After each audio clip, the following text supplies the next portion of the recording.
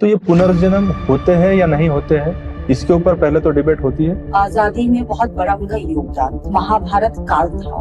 उसमें सब पूरा पास्ट लाइफ रिग्रेशन के ऊपर ही पूरा था। हो सकता है कि आपने किसी जन्म में किसी का दिल दुखाया होगा, तो उस लड़की का जब पास्ट लाइफ में गए तो वो देखा कि शी वॉज अ क्वीन, किसी राज्य की क्वीन थी।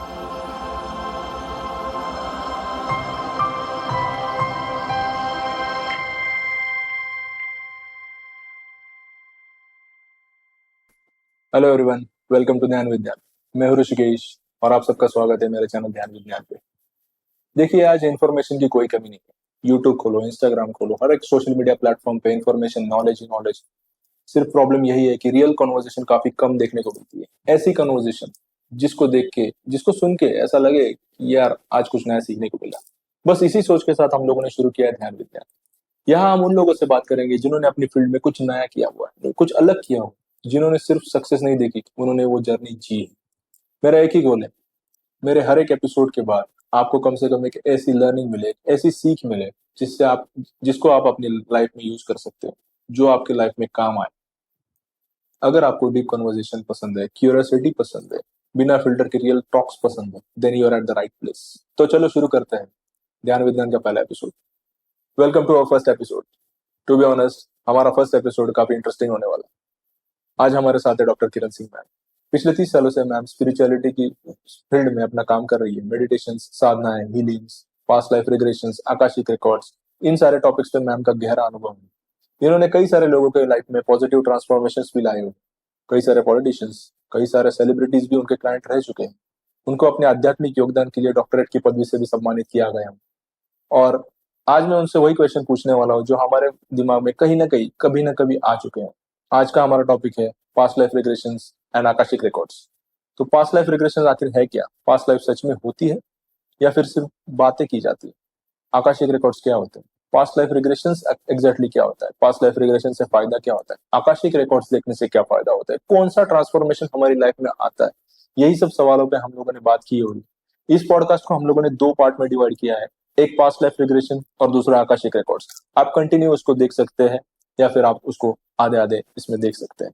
वेलकम मैम, आपका स्वागत है ध्यान विज्ञान चैनल पे। धन्यवाद ऋषि। यस, आज हम बात करेंगे पीएलआर के ऊपर और आकाशी के ऊपर ना, एट लेंथ बात करेंगे। आपके या जो भी लोग हैं जिनकी मिसकंसेप्ट है अबाउट दिस थिंग, तो इसको जरूर आज क्लियर करूंगी। मैं आपके माध्यम से जरूर इस चीज को मैं क्लियर करने की कोशिश करूंगी, जितना हो सके मैं जरूर समझाऊं। तो आज हम जानने की कोशिश करेंगे कि पास्ट लाइफ रिग्रेशंस और आकाशिक रिकॉर्ड्स, लोगों को इतनी सारी जानकारी नहीं है। तो अगर उस चीज के बारे में हम स्टार्ट करें, जैसे पास्ट लाइफ रिग्रेशन, तो ये पुनर्जन्म होते हैं या नहीं होते हैं, इसके ऊपर पहले तो डिबेट होती है। और अगर होते हैं तो पास्ट लाइफ रिग्रेशंस एग्जैक्टली होता क्या है? तो आप इसके बारे में थोड़ा हमारे व्यूअर्स को बताएंगे। ओके, पास्ट लाइफ रिग्रेशन होता है, जैसे हम बोलते हैं पूर्व जन्म। हम बिलीव करते हैं, बिलीव नहीं, हमारी ये मान्यता है ना, और ये सत्य भी है कि हम जन्म जन्म में बिलीव करते हैं, क्योंकि हम सनातनी। हमारे यहाँ पूरा जो कर्मों का, अगर हम देखें कि हमारे कर्म, जब हम कर्मों की बात करते हैं कि हमारे कर्म कैसे डिसाइड होते हैं, बहुत बार आपने सुना होगा कि लोग बोलते हैं कि अरे तुम्हारे कर्मों का फल तुम्हें मिल रहा है ना। तो इंसान बोलता है अरे इस जन्म में तो मैं बहुत अच्छा हूँ, है ना, how am I paying for this, है ना। हो सकता है कि आपने किसी जन्म में किसी का दिल दुखाया होगा। इसका बहुत अच्छा उदाहरण हमारी ग्रंथों में मिलता है। यहाँ तक कि हमारा जो महाभारत काल था, उसमें सब पूरा पास्ट लाइफ रिग्रेशन के ऊपर ही पूरा था। पूरे पूर्व जन्म का ही कर्म के ऊपर उनको दंड दिया गया या उनको अच्छी चीजें हुई। अब हम चाहते हैं कि आपने बोला कि ये होता है या नहीं होता। ऑफ कोर्स होता है। एक इंसान कई जन्म करके तब आता है यहाँ पे, जैसे आप भी यहाँ बैठे हैं। तो मैं आपको एक बात बता दूं, अगर आप मुझसे ये चर्चा कर रहे हैं तो you are a old soul, जैसे हम होते ना पुरानी सोल है। आपके अभी तक मिनिमम 300 350 जन्म आप ले चुके। ह्यूमन बॉडी की बात कर रही हूँ, है ना। मैं जानवर और इसकी योनि की बात नहीं कर रही हूँ, मैं मनुष्य योनि की बात कर रही हूँ। तो आप 300 350 मिनिमम आप बर्थ लेके यहाँ बैठे हुए है ना। अब 300 350 बर्थ में आपने क्या क्या किया है? तो ये होता है, ऑफ कोर्स होता है। अच्छा। और पास्ट लाइफ और आकाशिक एक्चुअली एक ही सिक्के के दो पहलू, अगर हम इसको अच्छा। देखें एक ही सिक्के के दोनों पहलू, हम्म, बट अलग अलग तरीके से इनको प्रैक्टिस किया जाता अच्छा अच्छा। तो जैसे पास्ट लाइफ के बारे में बात करते हैं, है। तो ये पीएलआर जो प्रोसेस है वो एग्जैक्टली क्या है और क्यों करनी चाहिए लोगों को, और अगर करते हैं तो उससे क्या फायदा हो सकता है लोगों को? Past life is like going into your पूर्व जन्म। अब बहुत बार हम ऐसे केसेस को लेके जाते हैं, जैसे किसी को बहुत क्रॉनिक प्रॉब्लम्स चल रहे हैं। जैसे मैं यहाँ पे एक केस के साथ स्टार्ट करूंगी। एक स्त्री थी एंड वो कुछ 48 इयर्स की थी and she was unmarried, okay. है ना। और उनको बहुत कमर में दर्द रहता था, सिवियर पेन बचपन Okay. से। उनको उन्होंने बहुत फिजियोथेरेपी कराई, बहुत कुछ कराया, बहुत सी चीजें करते थे। और एक समय आया कि उनको लगा कि there is something I should go for this. Okay. तो मेरे पास आई, क्योंकि हम इमीडिएटली पास्ट लाइफ में नहीं लेके जाते हैं, बहुत सी चीजें देखते हैं कि क्या जरूरी है पास्ट लाइफ से चीज हो। तो उनको फिर बहुत मेडिटेशंस कराए, उसके बाद उनको पास्ट लाइफ में लेके गए। तो उनका, क्योंकि पर्टिकुलर चीज के लिए वो जानना चाहती अच्छा। है कि एक तो शादी क्यों नहीं हुई, दूसरा उनकी कमर का दर्द क्यों नहीं जा रहा, क्योंकि 48 एज में शादी होने का सवाल ही नहीं था उनका। सडनली वो देखती है कि 1942 में वो एक शादीशुदा पुरुष, शादी नहीं की थी, अनमैरिड पुरुष थी वो। ओके। और वो आजादी में बहुत बड़ा उनका योगदान था। अच्छा। तो उनको ऐसा लगा कि जैसे हमारी आजादी में बहुत लोगों का योगदान रहा है, तो उसमें से वो एक थी और उनका बहुत बड़ा संगठन था। अच्छा। She was one of the leaders, वो अपने ग्रुप की एक लीडर थी, है ना। और क्योंकि देश की आजादी के लिए उन्होंने शादी भी नहीं की थी, तो शायद वो उस समय कुछ 50 या 55 एज की रही होंगी, रहे होंगे, मेल थी उस वक्त। तो उनको पता चला कि लाहौर में उस समय पार्टीशन नहीं हुआ था, बट लाहौर में वहां पे जो अंग्रेज के कोई जर्नल थे वो वहां पे आए हुए। तो इनको लगा कि हम जाके पीसफुली से बात करते हैं और बात करके हम देखते हैं कि सॉर्ट आउट करते हैं ये सब चीजें। तो दिल्ली से वो पैदल लाहौर उनका पूरा ट्रुप गया था, पूरे लोग गए थे, पूरे लोग गए थे साथ में। अब वहां पे वो तो अंग्रेज थे, है ना। तो हम लोग को लगता है कि अरे चलो पीसफुली बात कर लेते, बट वो एरा अलग था। तो उन्होंने उनको उठा के जेल में डाल दिया। और जेल में डाल के उस समय जो बंदूक होती थी उसमें पीछे लकड़ा होता था, तो वो लकड़े से उनकी कमर पे मारा गया, हिट किया गया था। और उस हिट में वो उसमें तलवार टाइप, वो चाकू टाइप भी कुछ लगा रहता था, अगर आप देखिए पुरानी जमाने की चीजें तो उसमें था। तो उसी से उनको मार दिया। तो उनको बैक इंजरी की वजह से she died in that birth. अब हम आते हैं इस बर्थ में, तो काफी सिमिलैरिटीज थी। एक तो शादी नहीं हुई, दूसरा वो जिस कम्युनिटी से थी, जिस रिलीजन से थी, वो उसी रिलीजन में पैदा हो गई, है ना। तीसरा उनकी कमर में वो दर्द। अब जब हमने ये सेशन लिया, उसके बाद जैसे ही उनका अवेयरनेस इस चीज पे आया कि अगर ये तो पास्ट में हुआ था, उसके बाद हम काफी थेरेपीज कराती हूँ, बहुत सी थेरेपीज कराती हूँ। थेरेपीज करने के बाद उनका 3 से 6 महीने में उनका दर्द हमेशा के लिए चला गया। हाँ, शादी नहीं हुई, but it was too late. हाँ, तो शादी नहीं हुई, लेकिन उनका जो दर्द था, जिसके लिए वो बहुत से डॉक्टर्स, फिजियोथेरेपिस्ट के पास गई थी, वो उनका जड़ से ठीक हो गया। और ये बात मैं आपको बता रही हूँ, आज से शायद 8-10 साल पुरानी बात बता रही हूँ। आज भी वो मेरे टच में है और आज भी उनको वो पेन बिल्कुल नहीं। तो ये है, तो ये एक इंसिडेंट मैंने आपसे शेयर किया।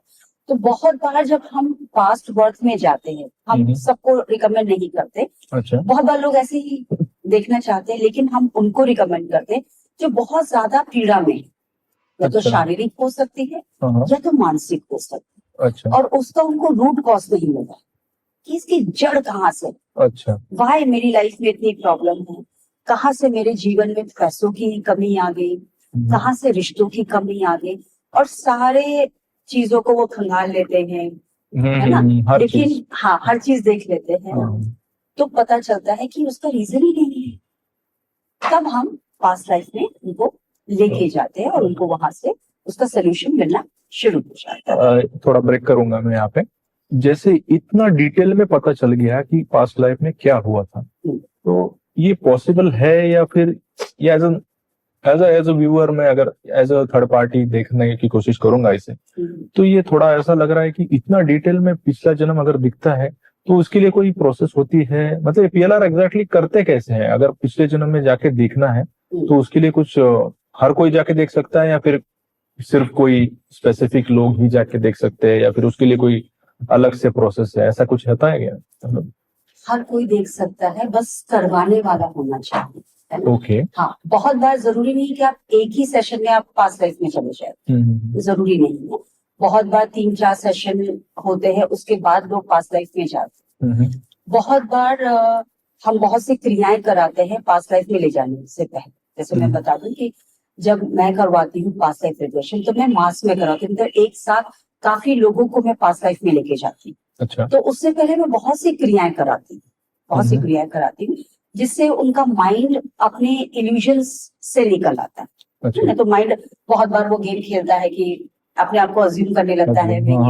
तो जब वो क्रियाएं होती हैं, उसके बाद आप पास्ट लाइफ में जब जाते हो तो आप सच में वो सब चीजें देख पाते हो, बहुत बारीकी से चीजें देख पाते हैं। यहाँ पे मैं एक चीज और आपको, एक इंसिडेंट, वैसे तो हजारों इंसिडेंट है, पर एक इंसिडेंट और शेयर करती हूँ। एक लड़की आई थी, I think she was 19-20 years old, तो वो मेरे पास रेखी सीखने आई थी। अच्छा। और जब उसको पता चला कि मैं हिप्नोथेरेपी और पास्ट लाइफ रिग्रेशन भी कराती हूँ, तो उसको शरीर में अलग सी जलन हुई। She used to feel heat in the body all the time. Okay. अगर मेडिकली देखे तो मेडिकली कोई इश्यू था नहीं, इट वाज एवरीथिंग नॉर्मल। तो उसने मुझसे बोला कि मैम मुझे देखना है, is there something connected with my past, क्योंकि आजकल के बच्चे बहुत ज्यादा इस चीज को लेके अवेयर हो गए, वेरी मच अवेयर। तो मैंने कहा ठीक है बेटा, देखेंगे, कभी समय आएगा तो देखेंगे।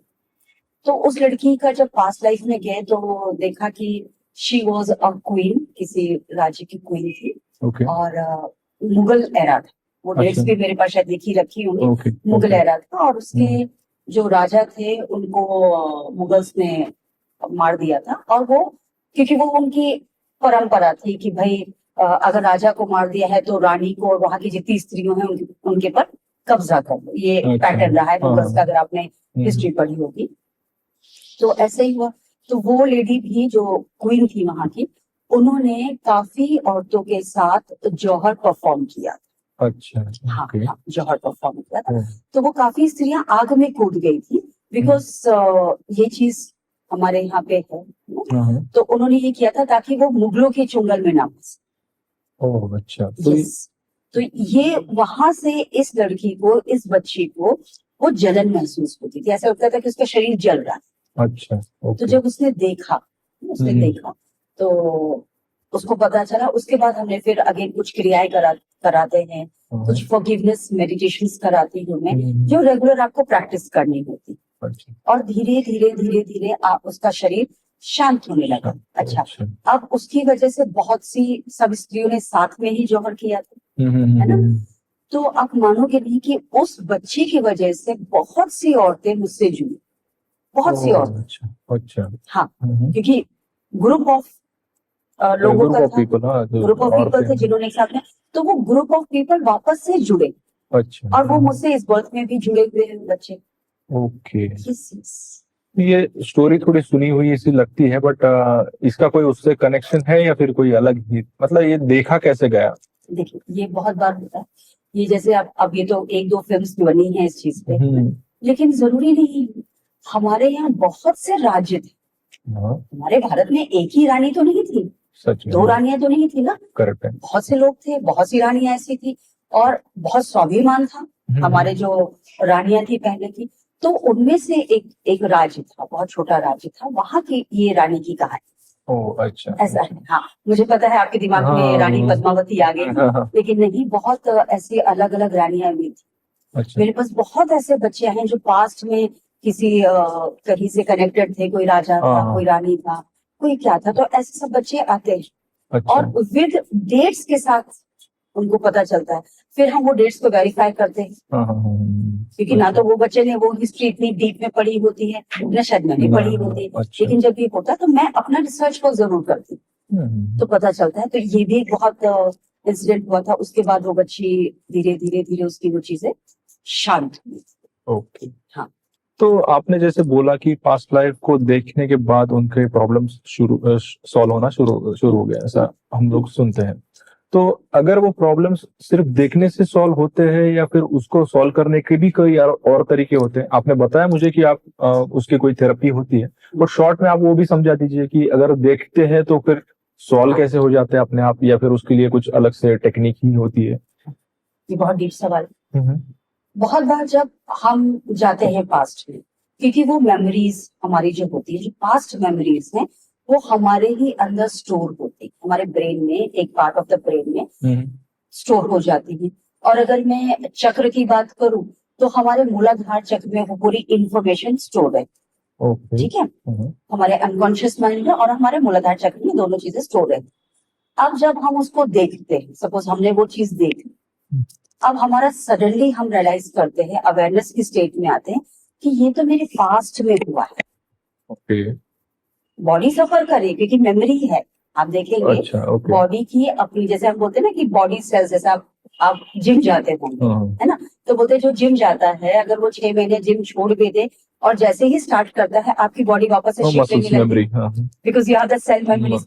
तो सोचिए अभी हमारी बॉडी में जब वो सेल मेमोरीज हैं, तो वैसे ही हमारे अनकॉन्शियस माइंड में कितनी मेमोरी स्टोर है, बहुत सी मेमोरी स्टोर है।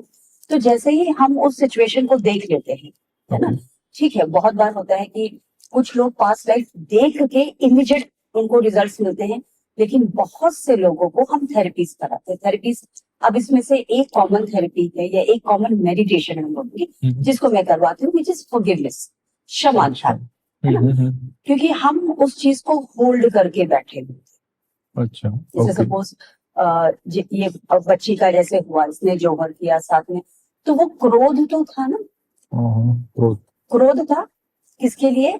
उस मुगल के लिए, ठीक है। दुख था अपने पति को खोने का, है ना, शरीर में पेन तो हो रहा था, जलन हो रहा था शरीर, तो कितने इमोशंस थे वहां पे।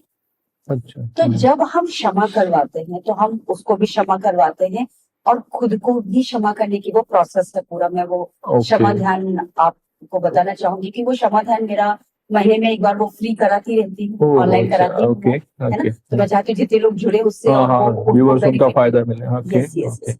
तो ये क्षमा ध्यान उनको रेगुलर बेसिस पे कराया जाता है। अब जैसे मुझे पता चल गया इसका ये पर्टिकुलर केस, तो वो पर्टिकुलर केस पे मैं एक अच्छे से उसको डिजाइन करके वो मेडिटेशन दे देती हूँ कि बेटा आप इसको प्रैक्टिस करो, रोज प्रैक्टिस करना है। तो जैसे जैसे वो प्रैक्टिस करती जाएगी, है ना, उसको धीरे धीरे वो मेमोरी से दूर होती जाएगी, बहुत बार हम हिप्नो हील सेशंस भी देते हैं, हिप्नोथेरेपी सेशंस भी दे देते हैं कि आपकी मेमोरी में से उसको डिलीट मारते हैं। वो टेक्निक्स होते हैं, बहुत सी टेक्निक्स होती हैं, हिप्नोथेरेपी की टेक्निक्स होती हैं, एनएलपी की टेक्निक्स होते हैं, तो माइंड पे हम काम करते हैं, तो उसको भी हम डिलीट कर सकते हैं। ओके।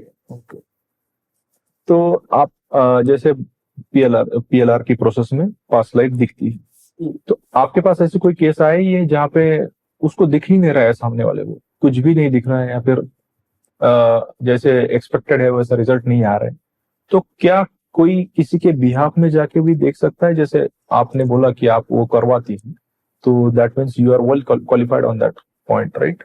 तो ऐसा हो सकता है कि कोई किसी के बिहाफ में जाके भी उसका पास्ट लाइफ देख सकते, या फिर उसी को देखना होता है जो उसका है?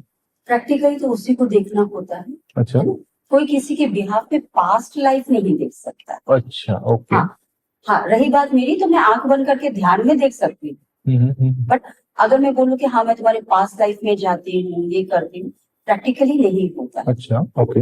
हम ऐसे ध्यान में बैठे वो करें, वो प्रोसेस अलग होता है, क्योंकि वो एक सिद्धि अलग होती है, वो सिद्धि अलग होती है, उसको मैं पास्ट लाइफ से नहीं जोड़ती। मैं दूसरे का, मैं बोला अच्छा तुम लेट जाओ और मैं तुम्हारा पास्ट लाइफ रिग्रेशन देखूं, नहीं। अच्छा। जैसे बहुत बार ऐसा होता है किसी बच्चे को मैंने लिटा दिया और वो पास्ट लाइफ में जा रहा है, तो मैं उसके साथ यात्रा जरूर कर लेती हूँ। उसके साथ मैं यात्रा कर रही हूँ क्योंकि मैं देख रही हूँ कि आगे क्या घटने वाला है। अच्छा। बहुत बार मैंने लोगों को वो घटना होने से पहले ही उनको मैं जगा देती हूँ कि ताकि वो ना देखे, क्योंकि बहुत बार वो बहुत ज्यादा पेनफुल होता है। ओके ओके क्योंकि देखिए इस जन्म में तो एक अच्छे इंसान है, लेकिन क्या पता पिछले जन्म में आप क्या थे, तो वो स्वीकार करना भी तो आना चाहिए, आना चाहिए, तो अपने पास देखने की हिम्मत भी होनी चाहिए। हिम्मत भी होनी चाहिए। पर जैसे मेरा सवाल पहले था कि अगर कुछ नहीं दिख रहा है किसी को, हाँ, अगर आपको पास्ट लाइफ देखना है, किसी को भी देखना है, अगर नहीं देख पा रहे हैं, पहली बात तो अगर हम जब थेरेपीज कराते हैं तो हो जाता है, अगर नहीं देख पा रहे तो उनको 5 से 6 महीना कुछ हम मेडिटेशन ध्यान करवाते हैं, ओके ओके, है ना। उसके बाद हम उनको ले जाते हैं तो वो देख सकते हैं।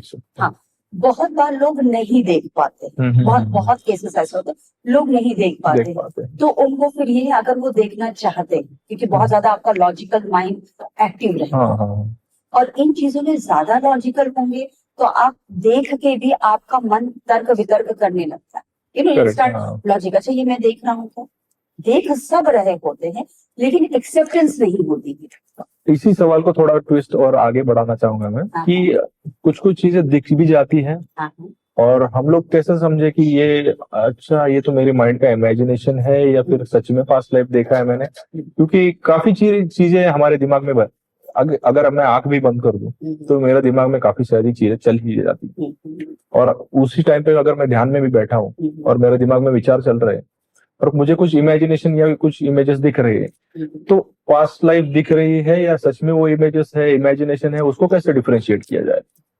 जब आपको ट्रांस में लेके जाया जाता है ना, तो आप वहां जो भी देख रहे हो actually that is a past life, that is not your imagination, it is not your imagination, so that is confirm, yes that is confirm, that is confirm. लेकिन वहां क्या होता है, बहुत से ऐसे बुद्धिजीवी होते हैं या बहुत लॉजिकल पीपल होते हैं जो वो बोलेंगे कि नहीं ये तो मेरा दिमाग था, ये तो मेरी इमेजिनेशन थी।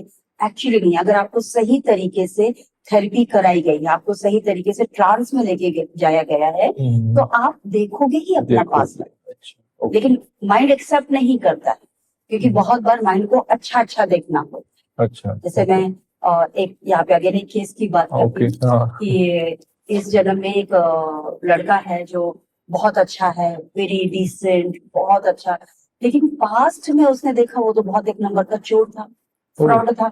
अच्छा, अब उसका माइंड एक्सेप्ट करने के लिए तैयार नहीं, क्योंकि अहंकार आ गया। अच्छा, how can I be this, accept नहीं कर रहे लोग कि सच में क्या था। अच्छा, वैसे ही एक बच्ची आई थी, बहुत साल पहले की बात है, एक बच्ची आई थी, तो उसको ये बहुत बड़ी प्रॉब्लम थी कि लोग उसको उसके कैरेक्टर को बहुत जज करते हैं, है ना, तो for this she wanted to see. लेकिन जब उसने पास्ट लाइफ देखा तो पता चला कि शी वाज इनटू सम ऐसे ही स्किन बिजनेस में थी, प्रोस्टिट्यूशन में थी वो लड़की, है ना, और वो किसी दूसरी कंट्री में थी, I remember I think Egypt में ऐसे कुछ थी। तो जैसे उसने देखा बोला ये तो बकवास है, क्योंकि माइंड ने एक्सेप्ट नहीं किया। फिर जब मैंने उसको समझाया बहुत, मैंने कहा वो पास्ट था, डोंट गेट इनटू इट, आपको देखना है जानने के लिए कि क्यों ये लोग मुझे बोल रहे हैं, क्यों ये चीजें बोली जा रही है। अच्छा, तो ये होता है। तो इसी को अगर कंटिन्यू किया जाए कि अगर उस पास्ट लाइफ में जाने के बाद, जैसे आपके पास काफी सारे लोग आते होंगे पास्ट लाइफ में जाते हैं, आप हर एक को सजेशन दे देंगी कि पास्ट लाइफ देखा जाए, या फिर कुछ कुछ केस में आप खुद ही रिस्ट्रिक्ट करेगी कि नहीं जरूरत नहीं है क्योंकि एक्सेप्टेंस नहीं है, या फिर और कोई भी रीजन हो सकता है, हर एक को देखना चाहिए या नहीं? आपको क्या लगता है? मुझे लगता है कि अगर थेरेपी से काम हो रहा है, जैसे बहुत से लोग काउंसलिंग के लिए आते हैं, काउंसलिंग करके उनको नॉर्मल थेरेपीज दी जाती है, अगर वो ठीक हो जाते हैं तो पास्ट लाइफ में जाने की जरूरत नहीं। अच्छा, ओके। पास्ट लाइफ में मैं बहुत बार जब शिविर कराती हूँ, शिविर में मैं एक साथ सबको पास्ट लाइफ में लेके जाती हूँ, क्योंकि वहां पे आपका ट्रांसफॉर्मेशन जरूरी होता है कि क्यों अटके हुए, तो उसी एक सवाल के साथ उनको बोलती हूँ, इस सवाल के साथ तुम अपने पास्ट लाइफ में जाओ। जैसे किसी का रिश्ता बार बार खराब हो रहा है, जैसे एक केस था कि उनका मैरिड लाइफ बहुत खराब थी, वाइफ बहुत ज्यादा प्रॉब्लम दे रही थी, हस्बैंड बहुत प्यार कर रहे थे, वाइफ प्रॉब्लम दे रही थी, और हस्बैंड मानने के लिए तैयार नहीं है कि ये प्रॉब्लम कैसे हो सकती। तो तब पता चला कि इस हस्बैंड ने अपनी उस जो लेडी है उनको एक जन्म में बहुत दुख दिया, तो the revenge is been taken here. तो जब वो इंसान को पता चल जाता है तो वो इंसान शांत हो जाता है। अब आपको जैसे मैं बोल दूं कि आपने इस इंसान के साथ ये किया था पिछले जन्म, आप उसका सिर्फ 10% ही भोग रहे हो, अच्छा। तो जब आपको ये अनुभूति हो जाए, एक्सपीरियंस हो जाए, ओ माय गॉड 10% इतना पेन है, तो मैंने इस इंसान को कितना पेन दिया होगा। अच्छा। तो वहां आप शांत हो जाओगे ना, ओके। आपका दुख कम हो जाएगा।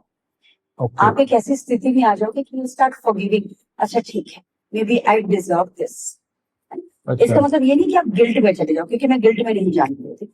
मैं अच्छा। उस सिचुएशन से निकालती हूँ कि नहीं, गिल्ट में नहीं जाना है, आपको देखना है और उस चीज से आपको निकलना है। ओके। ओके। ये 10% वाला मेरे को एक ट्रिगर कर गया कि 10% भोगते हैं, मतलब क्या है? बस अब यहाँ पे हम कर्मा की बात करें, क्योंकि अब हम पिछले जन्म की बात कर रहे हैं, तो यहाँ पे हम कर्मों की बात करें। ओके। 3 तरीके हमारे कर्मास होते हैं, संचित, प्रारब्ध, क्रियामान कर्म। ओके। अब संचित, इसको ध्यान से सुनिएगा, संचित कर्मा क्या है?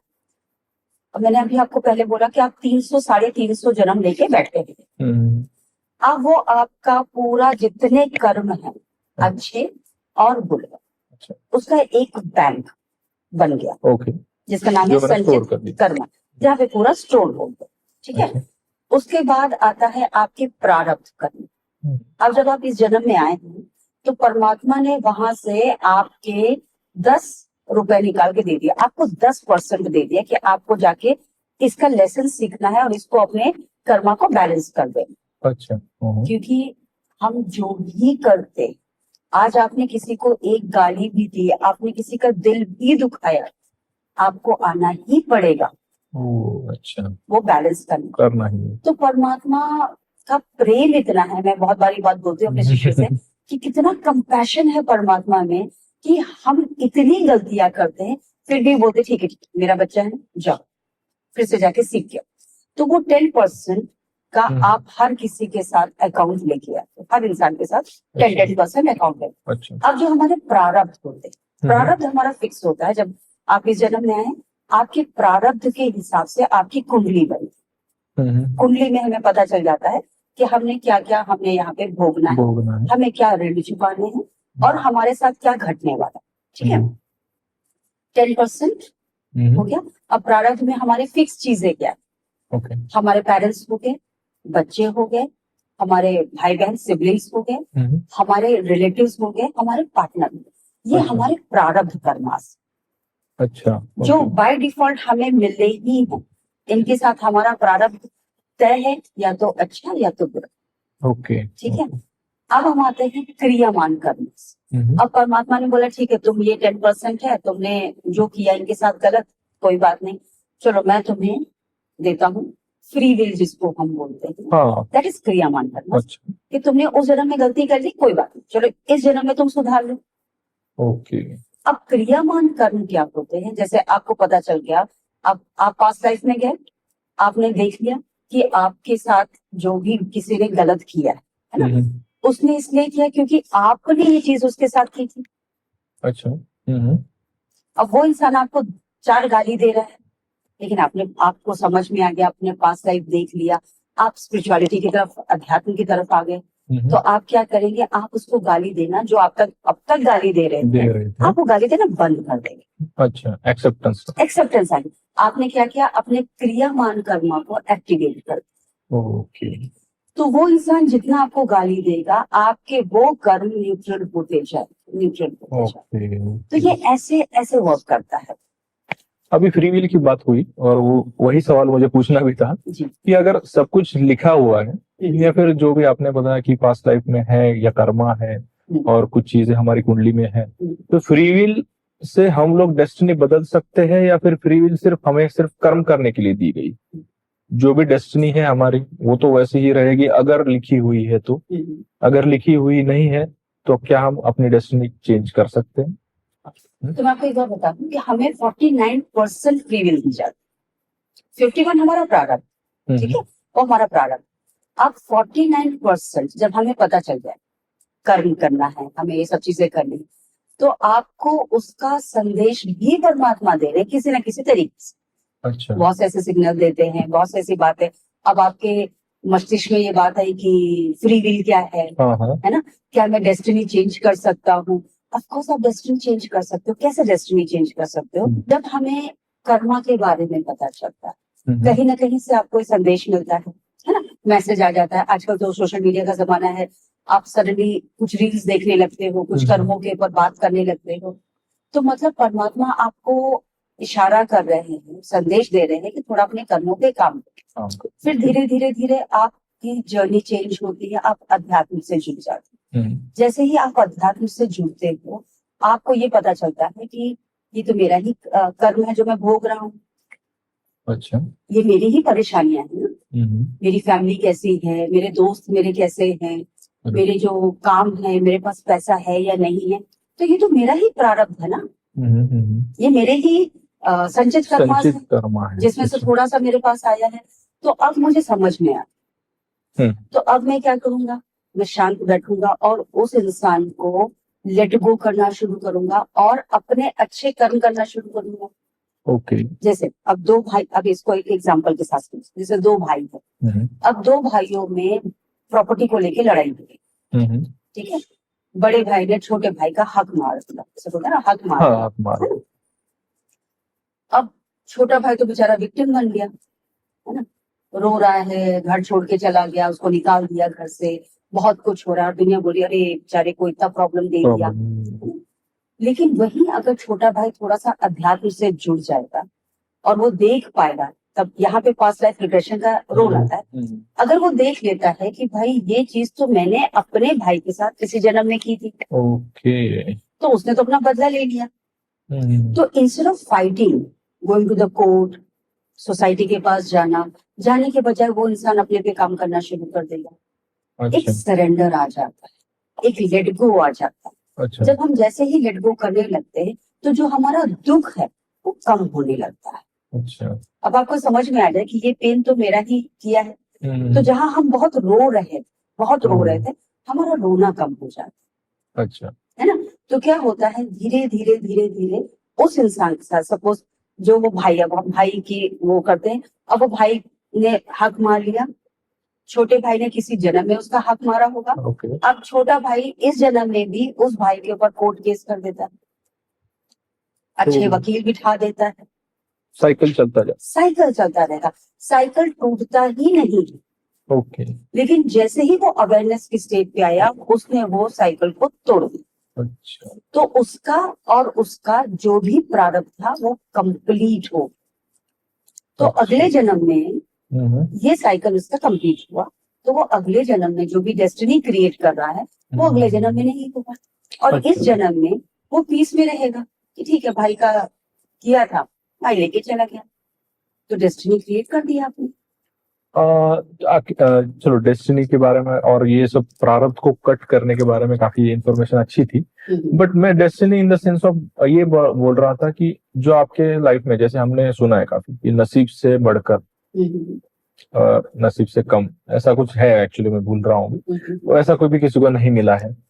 तो अगर नसीब में ऑलरेडी लिखा हुआ है कि तुमको इतना ही मिलेगा, तो उतना ही मिलता है, या फिर हम लोग उसको भी चेंज कर सकते हैं? आप चेंज कर सकते हैं। हो सकता है आपके नसीब में लिखा हो कि आपको ये अपने कर्मों को, आपके फ्री विल को यूज करना। जब आप उनको यूज करते हो, आप अपना नसीब चेंज कर सकते हैं। जैसे मैं आपको एक बात बताऊं, एक यहाँ पे अब नसीब की बात बताते हैं। यहाँ पे गुरु का बहुत बड़ा रोल आ जाता है। अच्छा। जैसे हमारे पास ऐसे केसेस आते हैं, एक ऐसी स्त्री आई थी जिनकी एक विवाह हुआ था और दूसरा विवाह के चांसेस नहीं थे, कुंडली में दूसरी शादी ये नहीं। तो ऐसा कुछ संयोग हुआ कि बात करते करते उनकी माँ को हमने बोल दिया कि नहीं, आप चिंता मत करिए, इसकी शादी हो, क्योंकि वो हमसे दीक्षांत थी। अब गुरु ने तो अपना वाक्य दे दिया। अब शिष्य को क्या करना है ना। तो अब उससे भी कुछ चीजें हमने कुछ मंत्रों द्वारा कुछ साधनाएं करवानी शुरू की। साधनाएं करवाते करवाते धीरे धीरे धीरे उसने की, 1-2 साल लगे, और उसके बाद 1 साल भी नहीं, आई थिंक 1 साल के अंदर उसकी सडनली शादी तय हो जाती है। अच्छा। फ्रॉम नोवेयर उसकी शादी तय हो जाती है और उसकी शादी हो गई है, ठीक है। आज की डेट में उसको बच्चा भी हो गया, जो कि इट वाज नॉट पॉसिबल। तो ये क्यों, कैसे चेंज हुआ? क्योंकि उसने अपनी फ्री विल को यूज किया, ठीक है। गुरु ने बोल दिया कि भाई ठीक है, हम चेंज करेंगे, लेकिन उसने भी काम किया। गुरु ने अगर अपना अपना तब से उसको वो चीजें दे दी, उसको वरदान दे दिया, गुरु ने वरदान दे दिया, तो वो तो चीजें चेंज ही होंगी ना। और उसने भी उसमें मेहनत की। अच्छा तो ये होता है, आपको कर्म तो करते करते ही रहना है। अच्छा। अब ऐसे हमने वरदान दे दिया और वो शिष्य चला जाए, हमसे दूर चला जाए, तो अगर वो सोचे कि अरे हमें वरदान तो दे दिया लेकिन अशब्द बोले या विश्वास नहीं रखे इन चीजों पे, तो उसकी डेस्टिनी नहीं चेंज। ओके, तो यहाँ पे गुरु का रोल काफी बड़ा हो जाता यस है। यस मतलब यस। अपने आप से, अगर जैसे लोग बोलते हैं कि मैं मेहनत करके अपने नसीब को बदल दूंगा, तो दैट इज पॉसिबल और नॉट? कि लोग बोलते हैं कि हाँ पॉसिबल है, क्योंकि आपकी विल पावर स्ट्रांग होती है, वो भी एक अलग सब्जेक्ट हो जाता है। विल पावर आपकी स्ट्रांग है, आपने सोच लिया। बहुत बार आपने देखा होगा ऐसी बहुत से सक्सेस स्टोरीज आते हैं, बोलते हैं कि भाई हमारी कुंडली में नहीं था लेकिन हमने अपनी विल पावर से किया। तो what is that will power? That is your free will ना। Free will, okay okay. आपको परमात्मा ने वो स्पेस दिया है कि आप जाके क्रिएट कर लो। तुम्हारे भाग्य में इतना ही है, लेकिन मैं तुम्हें एट द सेम टाइम इतना दे रहा हूँ कि तुम क्रिएट कर लो। तो जब इंसान ऐसा बोलता नहीं मैंने अपने उससे किया, भाग्य से किया, तो ये उसने अपना फ्री विल यूज किया, और ये फ्री विल हर किसी के पास है। ओ, मतलब हर एक इंसान कर सकता है, आराम से कर सकता है, लेकिन बहुत से लोग उसको इस्तेमाल करते नहीं, बिकॉज वो भाग्य को लेके बैठ जाते। तो ऐसा है। तो ये बात हुई पीएलआर पे। तो जो सेकंड पार्ट आने वाला है वो आकाशिक रिकॉर्ड्स पे आने वाला है। मैं इंसिस्ट करूंगा कि आप सेकंड पार्ट भी जरूर देखिए। और ये पास्ट लाइफ रिग्रेशन के बारे में आपको कैसा लगा, आपके फीडबैक्स क्या है, आपको कैसे उसमें और कोई इन्फॉर्मेशन चाहिए होगी तो बिल्कुल कमेंट्स करके बता दीजिए। तो हम उसके बारे में जरूर कोशिश करेंगे कि आपको ज्यादा से ज्यादा इन्फॉर्मेशन दी जाए। और अगर आपको कनेक्ट करना है मैम के साथ तो भी आप कमेंट में बता सकते हैं, उसके बारे में आपको रिवर्ट जरूर करेंगे। Stay tuned for second part.